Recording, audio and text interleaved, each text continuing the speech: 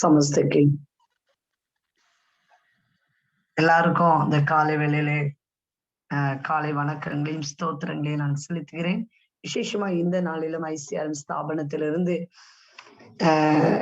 Premlal brother நம்ம மத்தியில கடந்து வந்திருக்கிற அவங்க காலகண்டி பகுதியில தெங்ககுடா இந்த ஏரியாவில் கர்த்தருடைய ஊழியத்தை செய்து கொண்டு வருகிறார். அநேக சபைகளை ஸ்தாபித்து கொண்டு வருகிறார். அது மாத்திரல்ல, அவர் அந்த இடத்துல ரீஜனல் கோஆர்டினேட்டராக இருந்து அநேக காரியங்களை செய்து கொண்டு வருகிறார். உண்மை முத்தமுள்ள ஒரு நல்ல ஊழியக்காரர். கர்த்தருடைய ஊழியத்தை வைராக்கியமாய் செய்கிற மகன். அவருக்கு திருமணமாகி ஒரு மகள் இருக்காங்க. அவங்க இப்ப இந்த நேரத்துல கர்த்தருடைய செய்தியை கொடுப்பாங்க. அம்மா மச்சிரே பிரேம்லால் ஆज्ञा வச்சந்தி ଏବେ ଆମକୁ ମେସେଜ ଦେବେ। Welcome to Premlal. Praise the Lord. धन्यवाद प्रभु को। गोटे छोट प्रार्थना सहित आगे को आम जा।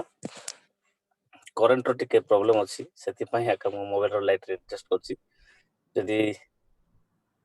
वीडियो ऑफ चलिए बेले चलई देवी आपको प्रॉब्लम नहीं। भल अच्छी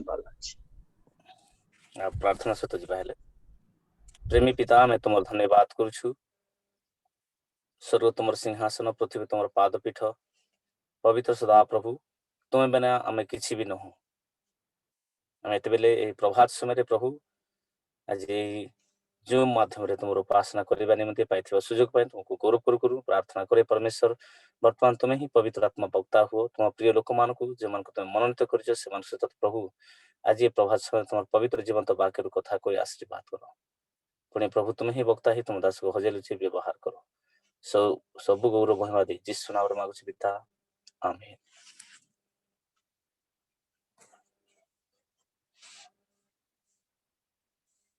ओके, सो प्रभुंकर गौरव करू करू आमे आज देखू एटी मु देखि पारुछि गोटे माने नेटवर्क ओटीएम परीकी आ सेठी एकता विषय बहुत ध्यान युक्त अटे। एणु मु किछि प्रभुंकर वाक्य कहबा पे चाहे। एकता आमको सुरक्षा एवं सफलता आड़कू पथ कड़ाई थाए।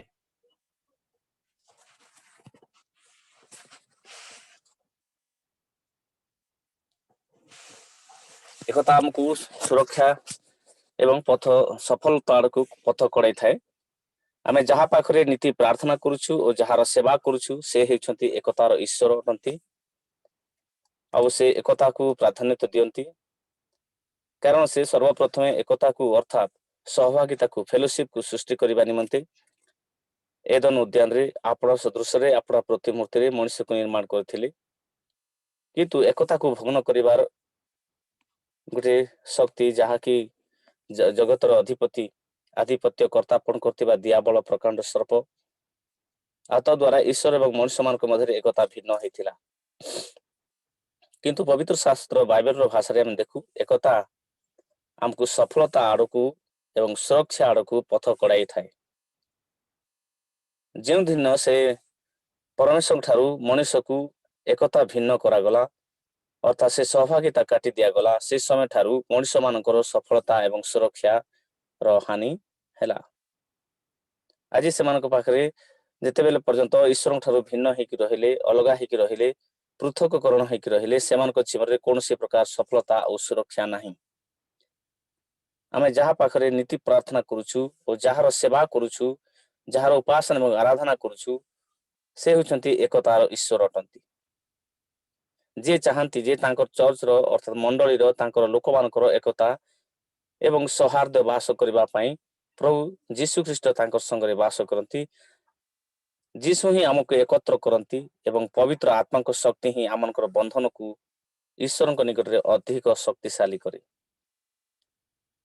आज मंडली गुड़िक रे अनेक प्रकार वैल्यू अच्छी मूल्य अच्छी। केतेक चर्च रे केतेक मंडली मानक अनेक प्रकार विषय गुड़ा को करके चलुछंती। ईश्वर मंडली को एवं मंडली को एक जीवंत एवं शक्तिशाली उत्सव बोली माने डाक देछंती डाकिछंती जहा कि अधिक फल देई थाए जहा कि आज अधिक सफलता सुरक्षा एवं उन्नति एवं ईश्वर को निमंते समस्त आत्मा को सुरक्षा संचय कर थाए। आमे करुथिबो उपाय होछि सिद्ध एकता मध्य मिलित भाव में कार्य करवा आउ एहाकु सिद्ध उपासना बा पवित्र उपासना बोली मध्य कहुए। यार नेतृत्व मंडली माध्यम सदाप्रभु आपण आत्मा द्वारा चालित करती। से मंडली को एक शरीर सहित मध्य तुलना करा जाए। आ प्रभु जीशु ख्रीस्ट होती मंडली मस्तक स्वरूप। एणु जदि आम पाठ करू प्रथम कोरिन्थीय प्रथम कोरिन्थीय 12 अध्याय 12 पद आउ सेठी प्रभुंकर वाक्य ए प्रकार हमको हमें पढ़िबा पई पाऊ। प्रथम कोरिन्थीय 12 अध्याय 12 पद को जदि हम पाठ करू प्रभुंकर पवित्र वाक्य हमको ए प्रकार शिक्षा देसी।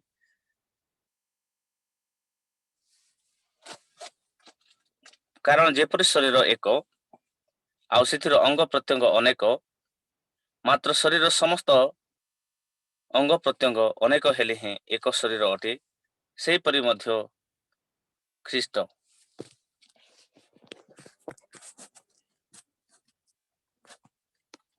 कारण जेपरि शरीर एक आउ सेथिर अंग प्रत्यंग अनेक मात्र शरीरर समस्त अंग प्रत्यंग अनेक हेले हैं एक शरीर अटे से परि मध्य ख्रीष्ट अटंती।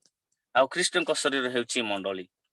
आउ जेतेबेले मंडली समस्त अंग प्रत्यंग एकत्र हो जाए आउ से समय एक शक्तिशाली उत्सव भाव ताहा ठिया हुए। आउ जेतेबेले मंडली बा शरीर एकत्र हो जाए आउ से समय मस्तिष्क वा ख्रीष्ट प्रभु शरीर को व्यवहार करती। से आज आम देखी पार्छु एकता आम समस्त को ए प्रकार कौन करे जेतेबेले एकत्र होई आम समस्त परस्पर को आम जोगाजोग करुचु जने लोक आउ जने लोक सहित भल संपर्क आसुची आ समस्त मिसी गोटे उत्तम सहभागिता करि पारुछु।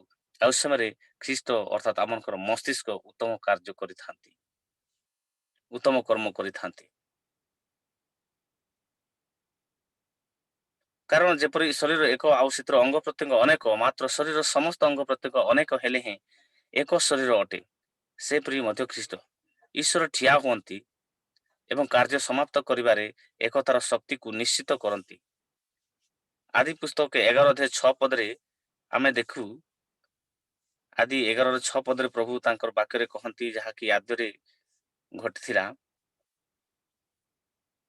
और एठी एमती लिखा जाए पुणी सदा प्रभु कहिले देख एही लोक समस्ते एक ओ एमानंकर भाषा ही एक। Genesis chapter 11 verse 6। आउ एबे एमाने एही कार्य रे प्रवृत्त हेउछंती एथिरे जहा जहा करबा को मनस्थ करंती तहिरु निवारित हेबे नाही। यह होची से भूल एकता भूल उद्देश्य रे एकता। आसेमानकर एकतार उद्देश्य ईश्वरंकर इच्छार बाहर थिला।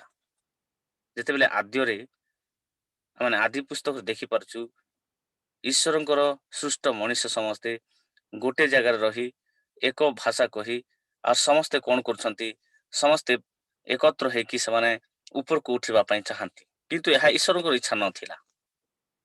किंतु आज विषय होची ईश्वरंकर इच्छा अनुसार जेतबेला एकता हेइ थाउ ताहा आमनकर पई सफलता हेइ थाए ताहा आमनकर पई सुरक्षा हेइ थाए।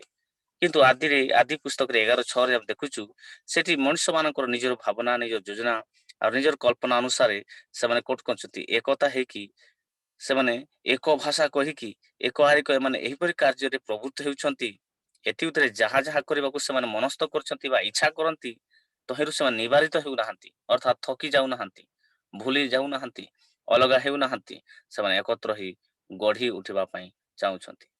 भूल उद्देश्य नै कि से लोक माने एकजुट होइथिले बाबिल गोड़ गढ़िबा निमंते।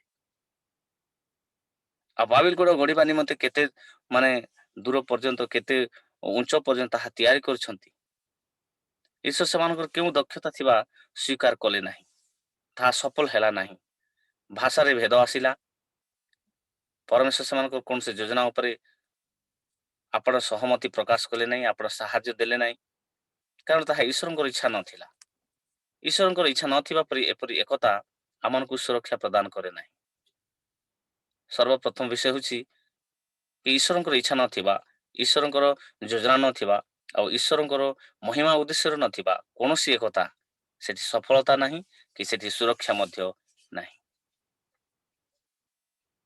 ଈଶ୍ୱର ସେମାନଙ୍କର କେଉଁ ଦକ୍ଷତାକୁ ବି କୌଣସି ପ୍ରକାର ତାଙ୍କ ଟ୍ୟାଲେଣ୍ଟକୁ ମଧ୍ୟ କୌଣସି ତାଙ୍କର ତିଆରି କରିବା କାର୍ଯ୍ୟର ହାତର ପ୍ରତିଭାକୁ ମଧ୍ୟ କଣ କଲେ ନାହିଁ, ସ୍ୱୀକାର କଲେ ନାହିଁ, ତାହା ସଫଳ ହେବା ପାଇଁ ଦେଲେ ନାହିଁ।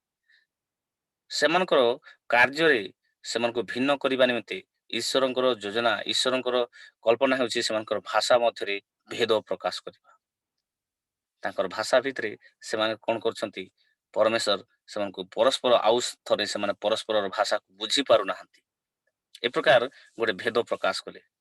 ସଠିକ କାରଣ ପାଇଁ ଆମେ ମିଳିତ ହେଲେ ଆମେ କଣ କରିପାରିବୁ, ଆମେ ମାନେ କଳ୍ପନା କରୁ। ଅର୍ଥାତ୍ ଉତ୍ତମ ଉଦ୍ଦେଶ୍ୟ ଯେତେବେଳେ ଆମେ ଏକତା ହେଇଥାଉ, ଗୋଟେ ଈଶ୍ୱରଙ୍କର ଉଦ୍ଦେଶ୍ୟରେ ନେଇକି ଯଦି ଆମେ ଏକତା କରିଥାଉ, ଆମଙ୍କ ଜୀବନରେ ଈଶ୍ୱରଙ୍କର କେତେ ଆଶୀର୍ବାଦ ହେବ ଆମେ କଳ୍ପନା କରୁ।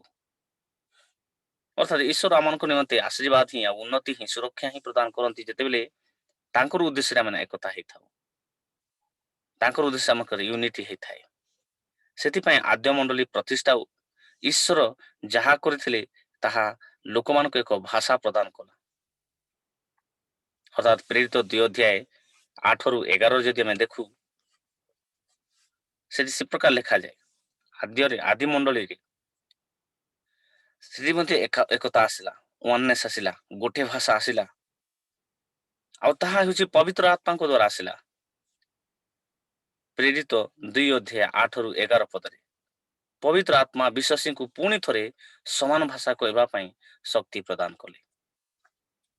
ଓ ତାହା ହେଉଛି ଈଶ୍ୱରଙ୍କ ଉଦ୍ଦେଶ୍ୟରେ ଥିଲା, ତାହା ଖ୍ରୀଷ୍ଟ ପ୍ରଭୁ ଯୀଶୁଙ୍କର ପ୍ରତିଜ୍ଞା ଥିଲା କି ସେ ଆପଣ ଶିଷ୍ୟମାନଙ୍କୁ କହି ଯାଇଥିଲେ, ମୁଁ ତୁମମାନଙ୍କୁ ଏକୁଟିଆ କରି ଛାଡ଼ିଯିବି ନାହିଁ, ତୁମମାନଙ୍କ ନିମନ୍ତେ ଏକ ସାହାଯ୍ୟକାରୀକୁ ପଠାଇବି।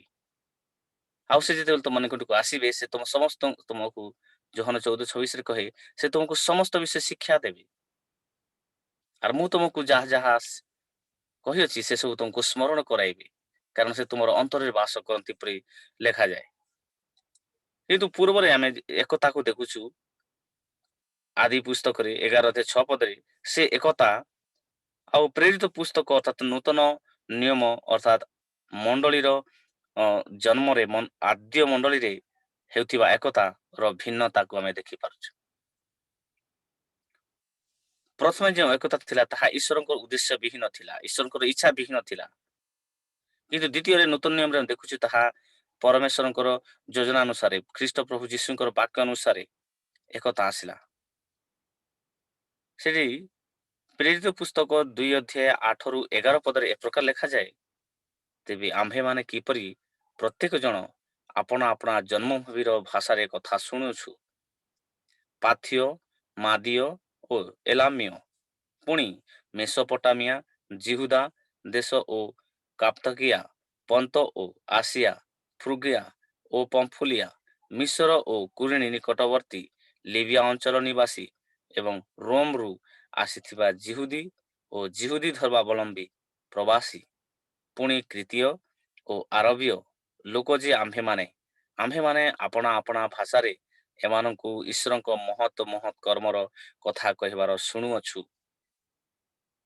ଏଠି ଆମେ ଦେଖିପାରୁଛୁ ଯେତେବେଳେ ସେମାନେ ଏକତ୍ର ହୋଇଛନ୍ତି 120 ଜଣ ପ୍ରଭୁଙ୍କର ଉପାସନା ନିମନ୍ତେ ଈଶ୍ୱରଙ୍କର ଆତ୍ମାଙ୍କର ଅପେକ୍ଷାରେ, ଆଉ ପେଣ୍ଟିକସ୍ ଦିନରେ ତାହା ହେଉଛି କି ପବିତ୍ର ଆତ୍ମା ଅଗ୍ନି ସ୍ୱରୂପ ଜିହ୍ୱା ଗୁଡ଼ିକ ପରି ପ୍ରତ୍ୟେକ ଲୋକମାନଙ୍କ ଉପରେ ଅବତରଣ କଲେ।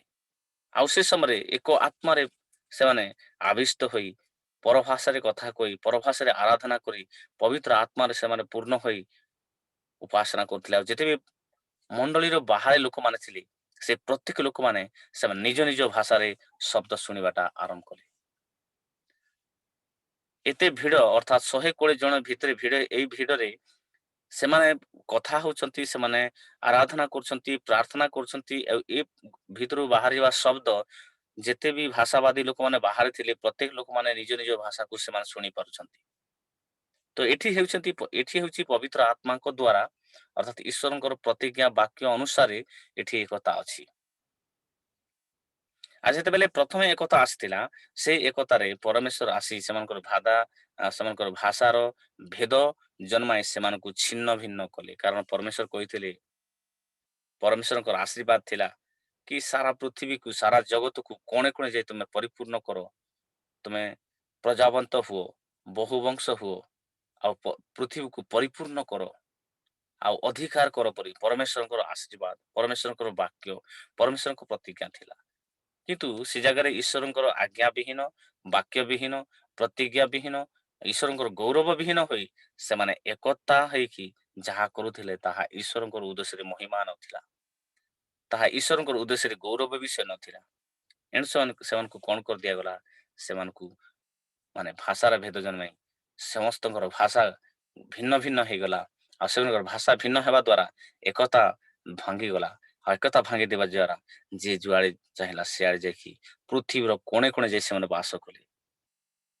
କିନ୍ତୁ ଯେତେବେଳେ ମଣିଷ ପୁନର୍ବାର ପାପ କରିକି ସେ ପ୍ରକାର ଅବସ୍ଥା ଥିବା ଦ୍ୱାରା ଖ୍ରୀଷ୍ଟଙ୍କର ସେଇ କୃଷ୍ୟ ମୃତ୍ୟୁବରଣ ଅର୍ଥାତ୍ ଈଶ୍ୱରଙ୍କର ଅନନ୍ତକାଳୀନ ପ୍ରେମ ପୁନର୍ବାର ପବିତ୍ର ଆତ୍ମାଙ୍କ ସାହାଯ୍ୟ ଦ୍ୱାରା ସାରା ଜଗତର ଲୋକମାନଙ୍କୁ ସେ ଏକତାକୁ ବର୍ତ୍ତମାନ ଆଣୁଅଛି।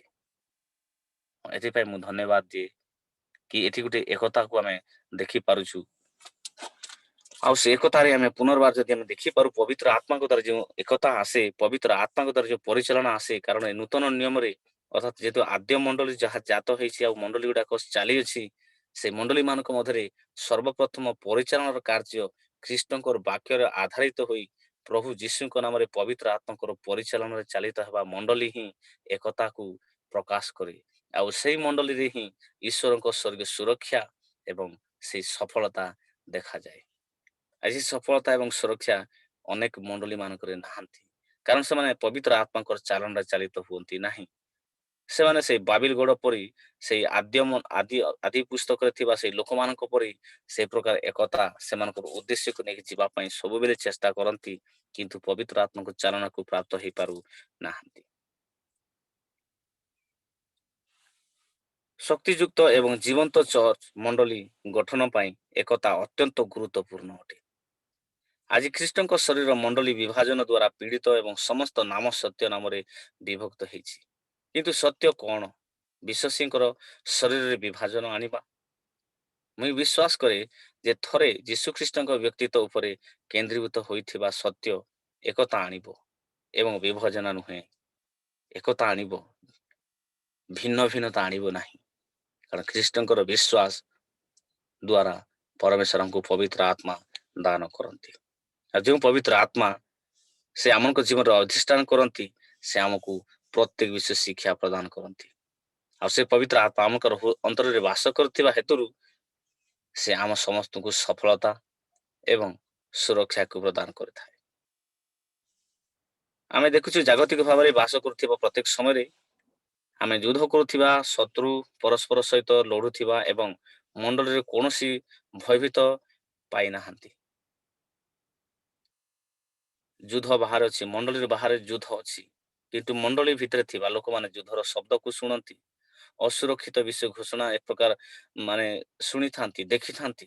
କିନ୍ତୁ ଯେତେବେଳେ ପର୍ଯ୍ୟନ୍ତ ଆମେ ମଣ୍ଡଳୀ ଭିତରେ ଅଛୁ ଅର୍ଥାତ୍ ଏକତା ଭିତରେ ଅଛୁ, ସେ ସମୟ ପର୍ଯ୍ୟନ୍ତ କୌଣସି ପ୍ରକାର ଭୟଭୀତ ନାହିଁ। ଶୈତାନ ଆମ ସମସ୍ତଙ୍କର ଆଗରେ ମଣ୍ଡଳୀର ବାହାରେ ଅନେକ ପ୍ରକାର ବିପଦ ଗୁଡାକୁ ରଖେ